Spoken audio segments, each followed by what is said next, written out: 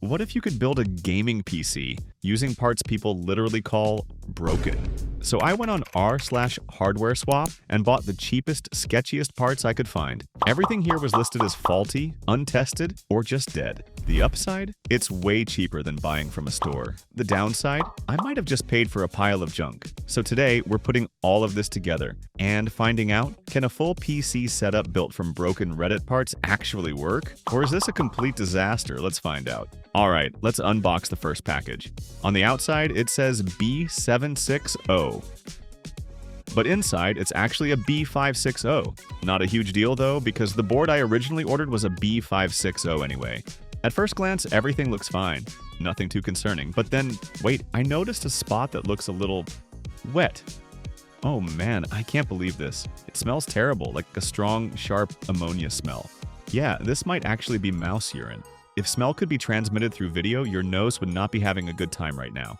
Alright, I need to clean this thing immediately. I'm going to wash it, dry it properly, and then we'll jump straight into testing. So I installed the essentials: CPU, RAM, and GPU, and powered it on. Nothing. It won't boot. The debug light is stuck on RAM, so I cleaned the RAM slots and tried again. But still, no signal. I tested all 4 RAM slots. Nothing worked. At this point, I thought maybe it was the CPU, so I cleaned the contact pads and the socket as well, because even a small issue there can cause memory detection problems. But yeah, still no luck. I even tried a different stick of RAM. And the debug light is still stuck on RAM. At this point, I'm out of options. I don't have the tools or equipment to properly repair something like this. I bought it for $15.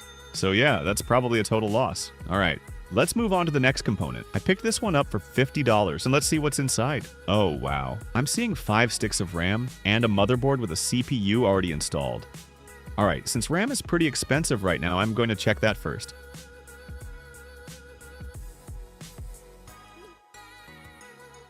The seller included 5 sticks of ECCDDR3 for a total of 16 gigabytes. Physically, they look completely fine. If these actually work, this is a steal. Next up, the motherboard and CPU. This is one of those cheap OEMX99 boards you usually see coming out of China. Alright, let's test the board first. But it doesn't seem to be working. The problem is, this board doesn't have any debug lights, so it's really hard to figure out what's wrong.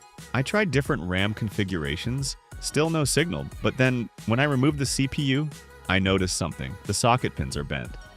And yeah, that's probably the reason why it wouldn't boot. So I carefully started bending the pins back into place.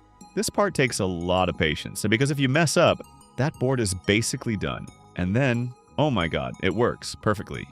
So yeah, this is indeed an OEMX99 motherboard, and the CPU is a Xeon E52676V3. Alright, now let's move on to testing those 5 sticks of RAM. I've prepared another motherboard with a debug code display, so it'll be much easier to diagnose any issues. Testing all of this is going to take a while. So before anything, I decided to clean all the RAM sticks first, just to reduce the chance of errors caused by bad contact. Alright, and let's try the first stick. And oh no, the motherboard is showing error code B7. According to the X99 debug code list, this usually means a RAM issue. I tried moving it to a different slot, but yeah, no luck. This stick is completely dead, and honestly, there are very few people out there who can actually repair RAM. And yeah, I'm definitely not one of them. So at this point, there's nothing I can really do except throw it out. Alright, second RAM stick. And yeah, it's the same story as the first one, still stuck on B7. At this point, I'm starting to feel pretty disappointed. But hey, I've still got 3 more sticks. Let's try the third one. Powering on. Oh no, still no post. And now the code is 53, which again, points to a RAM issue. Honestly, at this point, it's starting to look like this entire batch of RAM is dead, which probably explains why it was so cheap. Alright, I'm going to try another stick. This one's a different color from the rest. Maybe my luck will change. Let's power it on. No way. It's the exact same issue. Still dead.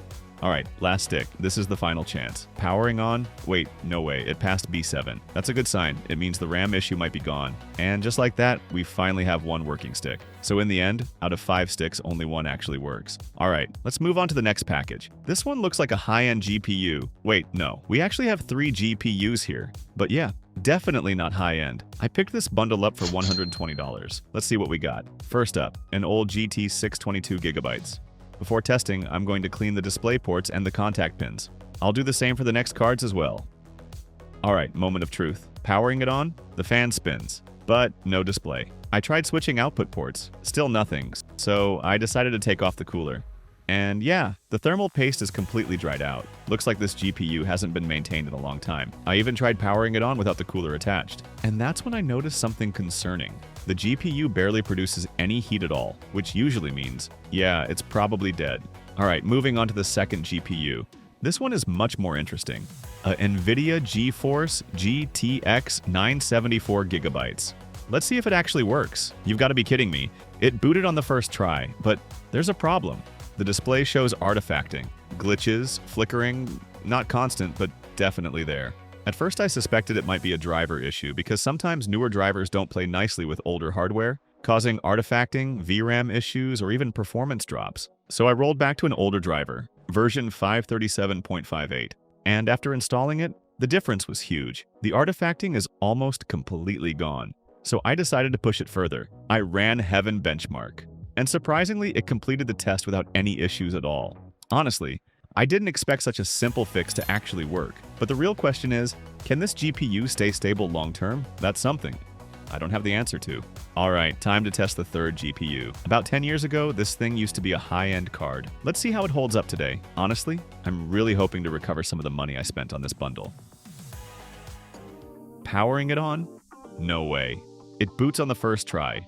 I can't believe this is actually real. And the best part, there's no artifacting, no glitches, no flickering. The display looks completely clean, so I pushed it further. I ran Heaven Benchmark, and surprisingly it completed the test without any issues, but there is one problem. The GPU temperature hits around 80 degrees Celsius under full load. And here's the thing, with used hardware like this, there's always a risk. It might work perfectly right now, but there's no guarantee it'll stay that way. Just like that H110M motherboard from my previous video, it worked fine during testing, but after some time, the socket literally burned out. So, yeah, just because something still works doesn't mean it's in good condition. That's the reality of buying used hardware.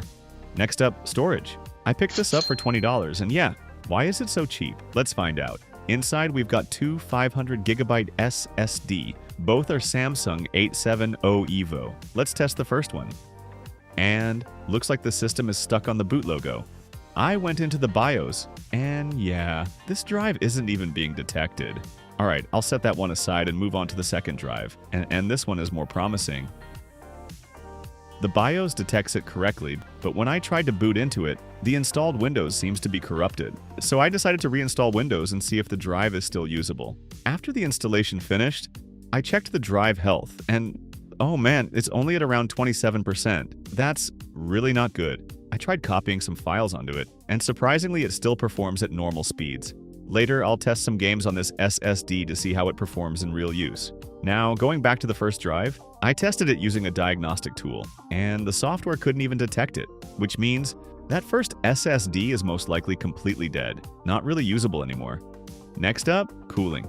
I picked this cooler up for just $5, and yeah, there's a reason why it's so cheap. According to the seller, it's not complete. The mounting bracket is missing, so I had to order that separately for another $3, which brings the total to just $8 for this cooler. Honestly, I'll say that's still a pretty solid deal. Alright, let's check out the last package. Let's see what's inside. I bought this package for $35. Oh, we've got two PSU. And yeah, both of them look pretty rough. Loose screws, no proper mounting, and neither of them even has a cooling fan. Alright, I'm still going to test them and see if they work. First one, it powers on, but then it shuts down randomly, probably due to unstable voltage. Honestly, that's pretty scary. I don't want it to kill the entire system, so I'm just going to stop testing it right there. Let's move on to the second PSU. Powering it on? Oh my god. We have a display, this one actually works. But before I test it long term, I need to add a cooling fan, because without proper airflow, it could easily overheat and damage other components. And yeah, that's something I definitely don't want. Oh, and technically, there was one more package, a keyboard and two mice. I got them for about $10. They're really dusty, and more importantly, they're broken. So yeah, I'm not going to spend too much time. So yeah, I've spent around $260 on all of this. And if I'm being honest, I probably haven't even broken even with the parts that are still working. All right, let's put everything together and see if this system is actually stable. For testing, I'm keeping it simple. Just one game, Minecraft with shaders enabled, and I'll be testing it on both GPU. First up, the NVIDIA GeForce GTX 974GB. At 32 chunks, FPS sits around 50. But the GPU temperature is pretty high and power consumption goes up to around 169 watts, which honestly doesn't make me feel great about the electricity bill. Now moving on to the second GPU. Yeah, this GPU isn't exactly friendly to my electricity bill either.